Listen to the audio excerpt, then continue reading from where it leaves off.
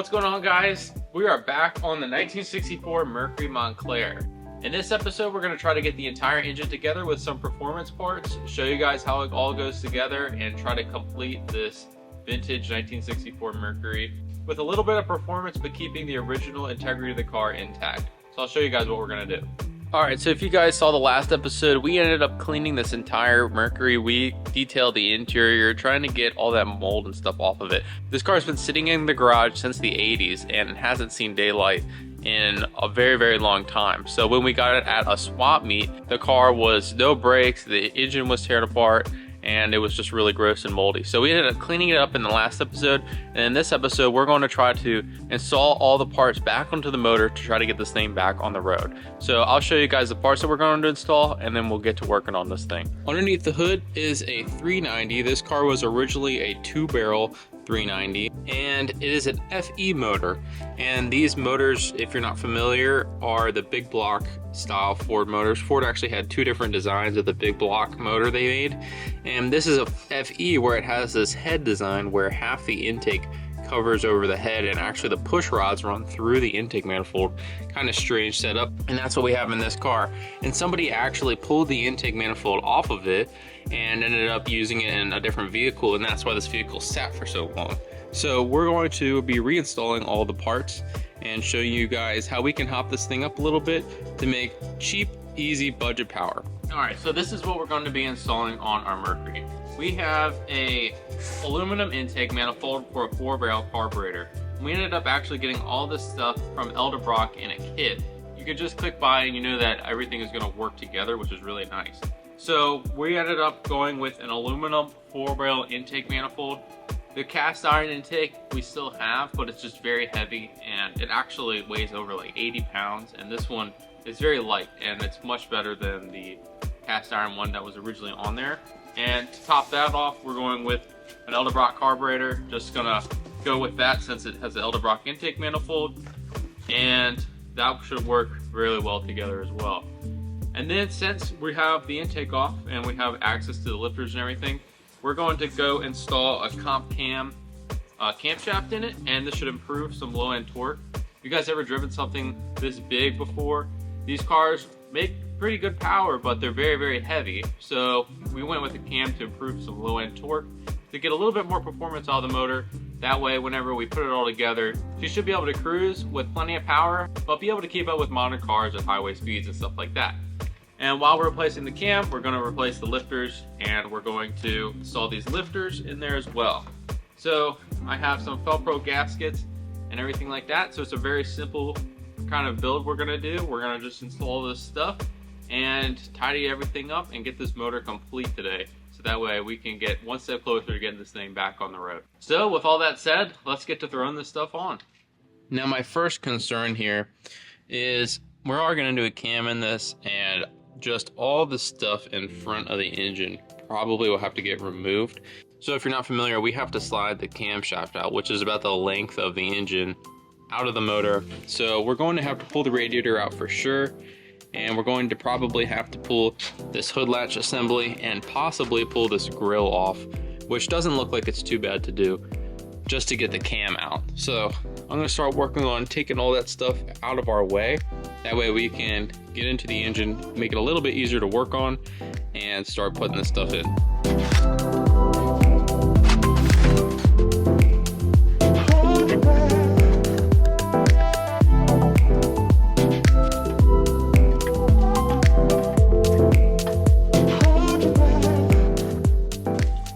Well, luckily there's coolant in it, and it's green, not brown, or it wouldn't have frozen if it was sitting for that long.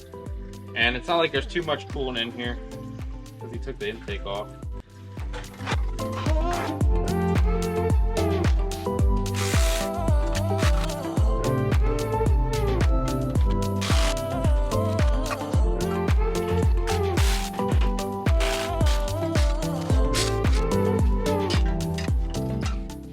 Alright, so now that we got the fan off and everything, looks like it's pretty easy to get. You can kind of see what we're doing. We got to get this off. Be able to access this timing cover. Man, there was a bunch of junk in this heater core line, and it clogged up the top spout on the water pump here for the heater core. you can hear all that junk in there. So we might be cleaning this water pump out or getting a replacement one also. Kind of crazy how much junk is in there. So when I pull this out, it's probably gonna make a mess. So hopefully we don't make too big of a mess in the shop and are able to get it out pretty easily. But so far, everything's going really well. It's so crazy how little rust is on this engine. Just everything comes off very nicely, so pretty cool.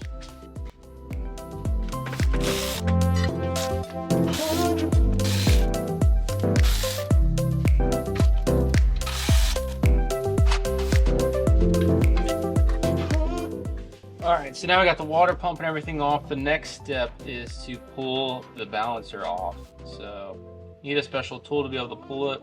I think we have it. So I'm going to pop this off and see how difficult this is to get off.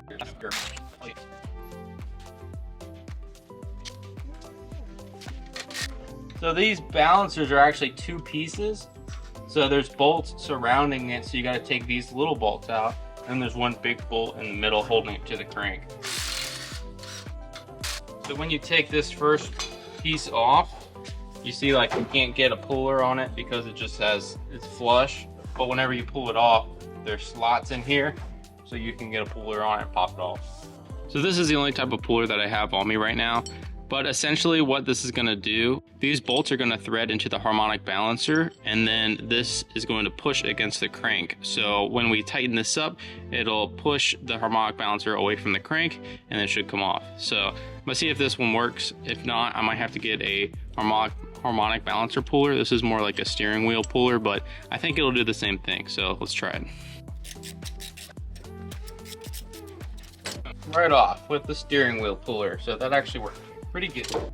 You can see down here on these motors, there's a keyway right underneath, and then it has a shaft here, and it just very much a spacer to bump the balancer out so to meet the accessories and stuff. So we have to remove this keyway underneath of that, and then we have to remove the shaft as well. So going to pop that out, pull this out, then we can start pulling out all the timing cover bolts and stuff like that.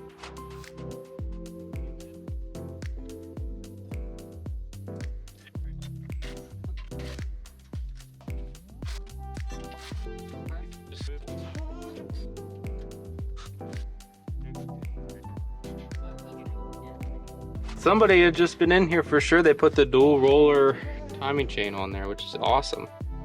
That's pretty cool. So that's really good to know that it looks like he had put a new timing chain and stuff on this. He did say he rebuilt it, so that's good to know. So now I'm going to pull all the lifters out. They might be good lifters, but I'm just gonna put everything in that I got with the kit. That way I know that everything works together, because those lifters are supposed to go with the cam that I'm installing. All right, so what we're doing now is we're actually measuring the cam lobes without pulling the cam out, because we noticed obviously that the timing chain and the lifters were brand new. So we wanted to see if somebody actually ended up putting a cam in this a while ago. This motor was built in the 80s apparently. So we want to see if the cam is similar duration to what we have. And if it is, then we won't have to really pull it out. We're going to measure the lift on this cam to see if it's similar to what we have in this new cam. We want to see if this cam is already a performance cam, so we might not even have to replace it with the other one. So we want to measure what this is, and then we'll get an idea if we'd have to pull it out or not, since everything has already been replaced.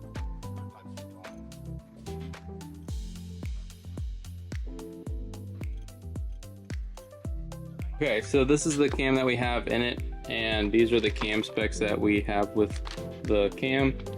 And ended up, we measured the lift on the cam that was already in there, and somebody has already put a high performance cam in it. It actually has a larger lift than the lift on the cam that we were going to put in there with the kit. So I think we're just going to leave that cam in there, put all new gaskets in there anyway, timing cover gaskets and stuff, and then the intake gaskets while we're here. And that way we won't have to worry about it leaking, and we'll already have the cam installed. So we can put that stuff, all the new gaskets in, and get back to putting the intake on. All right, so I got the new gaskets on, so now I'm going to reinstall the timing.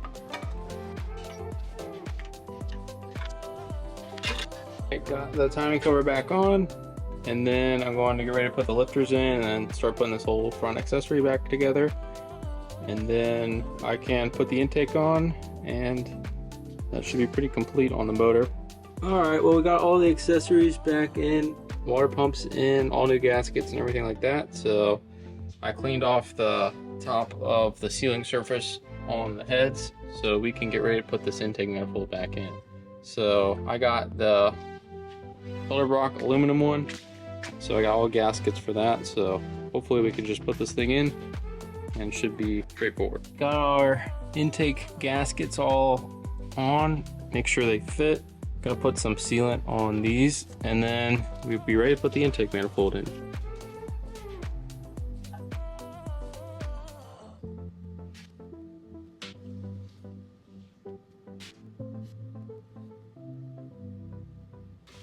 So I definitely really should have measured the cam specs before I started taking this whole thing apart. I just kind of assumed they did a stock rebuild on the thing. Everything looked like it had been sitting for a long time, so I didn't think that they would hop anything up. But when I pulled the timing cover off, definitely looked like an aftermarket chain and everything like that. So I reached out to the previous owner, and he didn't know because this motor had been built so long ago. Like I said, it was in the 80s when they said they rebuilt this motor. They said that the piston rings were bad, so they ended up putting new rings in it, and I assumed that they would just put it back to factory spec and drive it around like that. But I guess with the aluminum intake manifold was a clue that they kind of hopped this thing up. So it actually has a 428 cam in it, and so they had it lying around, and apparently they put it into this motor. So it's kind of cool. It's definitely a bigger cam than what I'd ordered. So I'm probably just gonna return the comp cams cam that I got for it, and then just run the one that's in there, and that saves me a ton of work. But I did regasket the whole thing anyway since I was there, and then I'm going to put the new Elderbrock intake manifold on it with the carburetor and everything else that we got for it, and then hopefully we can fire this thing up. So just a clarification of why we didn't put the other cam in it. I think this one might be a little bit better for us anyway.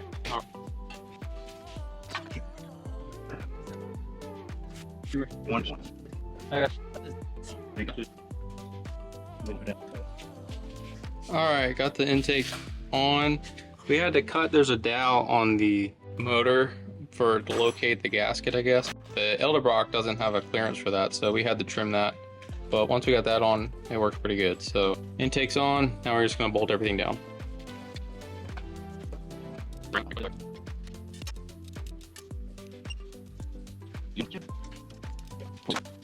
Alright, slowly but surely getting there. Got the coolant jug bolted down, the intake's torqued down, all the accessories are on, so everything looks pretty good.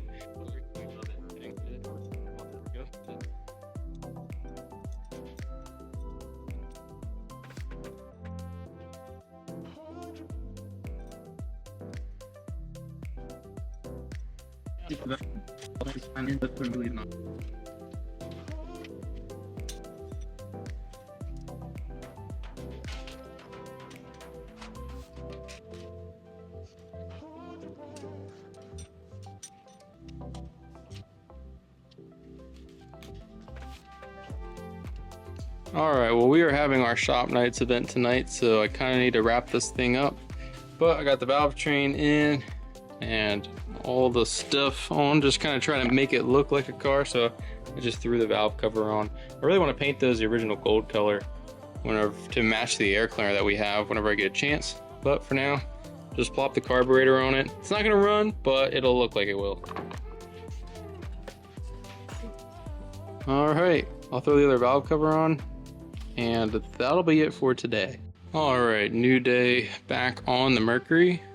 So I ended up just placing everything together, and I have my drill in here because down in the distributor hole there's a shaft that goes into the oil pump, and it's a 1/4 inch size shaft, and whenever that spins, that is what pumps the oil through the motor.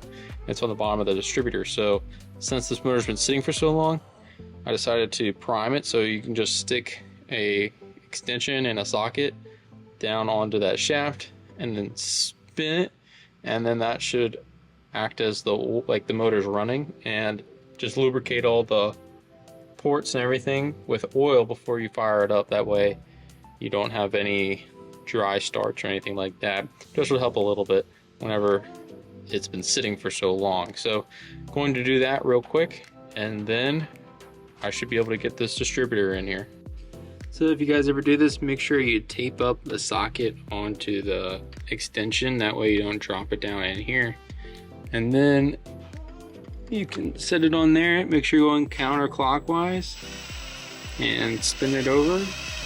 And you should start to see oil come up through all the ports and stuff. And we'll start to build some oil pressure. So we'll do that, and you kind of get the point. Glue everything up before we fire this thing up for the first time. All right, so now that we primed everything, we can begin to install. I got an HEI distributor for this thing, and I'm going to put it in. So whenever we put it in, we have our motor at top dead center right now. We want to face the rotor pointed towards cylinder number 1. That's at top dead center. So when we install it, that's how it's going to be pointed. That way we can begin our timing system in time. I'm going to install this here with the vacuum advance pointed towards the radiator, and point our rotor right at cylinder number 1. All right, so we got our distributor in. So now I'm going to put the wires on, put the plugs in, and tidy this thing up here real quick. All right, I got the carburetor bolted down, and then I had to make a rod for our linkage since the carburetor is a little bit different, but it works good. So I got it all hooked up with the stock linkage. So now I can finally put in the spark plugs and wires and stuff that I was gonna get to. Got a little sidetracked.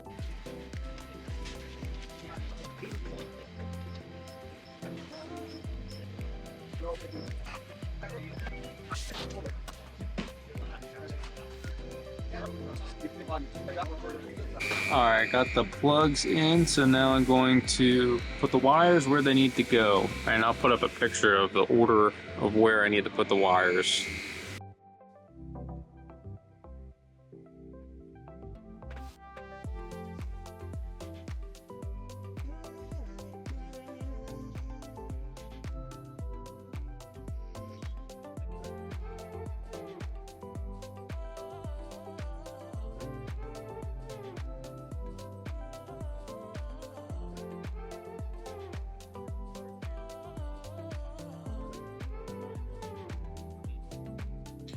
All right, got our wires in, and then I got our valve covers painted up. So I'm gonna put these gaskets on, put them on the valve covers, and seal up the engine completely.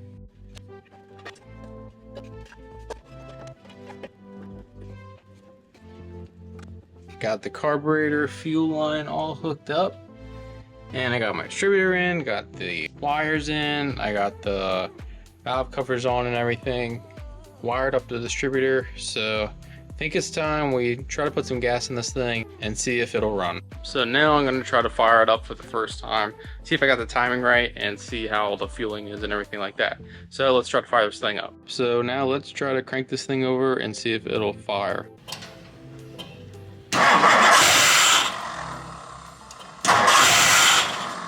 Pump it a couple more times.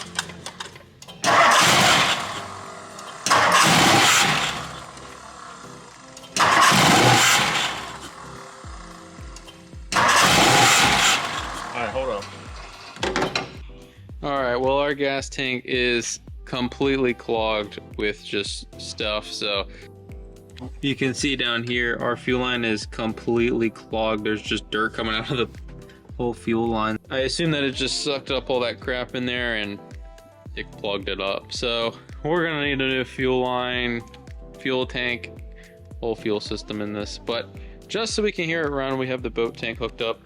So we should be able to get it running a little bit longer than a few seconds here to be able to see if we get timing and hear it run. So try it now.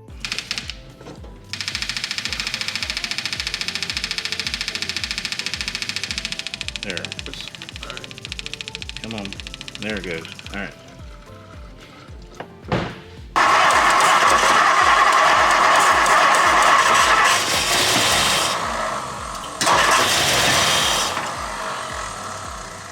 Go ahead. Yeah, it acts like it's dropping off with the key. Right? That's freaking weird. Alright, try it. Hold it. You gotta lay the floor? Yeah, it's dropping off with the key. Yeah.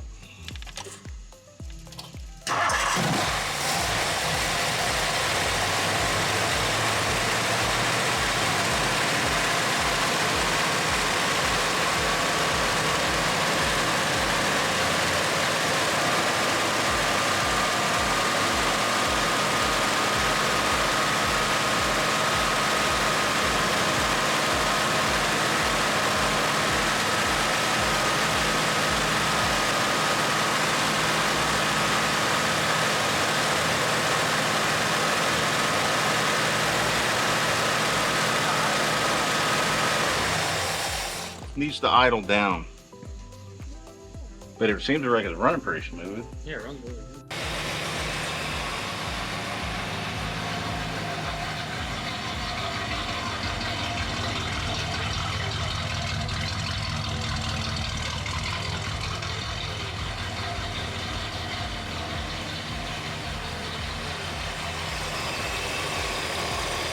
It sounds good.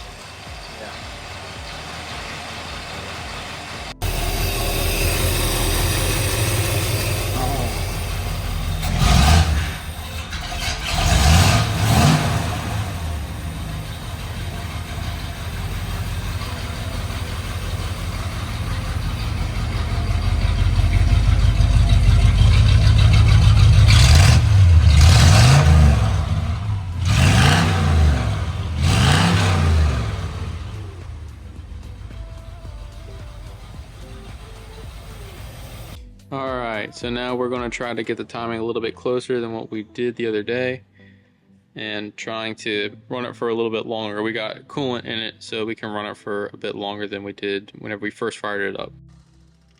Go ahead.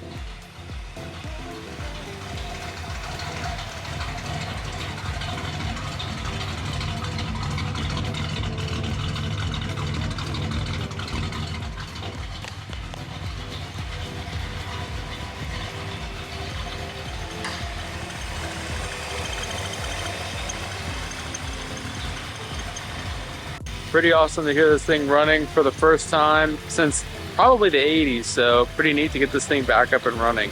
We finally got this thing running. It was a pain to get the whole thing together, but we ended up getting the whole thing running and it runs really, really good.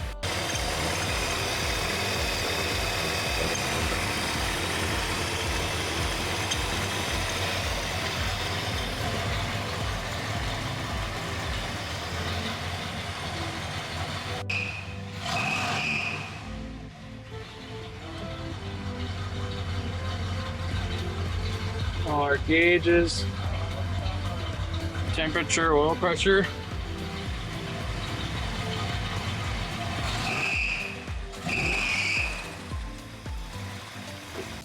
Alright guys, kind of hectic getting that thing together. We ended up having some key issues where you turn the key and then it immediately dies.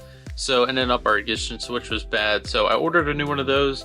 You saw that our fuel tank was clogged up. So I actually ordered a new fuel tank. So that'll be in this week. We got to do brakes on that thing. And then hopefully that'll be it so we can drive this thing for the first time. So make sure you like, comment, subscribe so you can see us drive this thing for the first time. And that'll do it for this episode. So we'll see you guys on the next episode. Thanks so much for watching.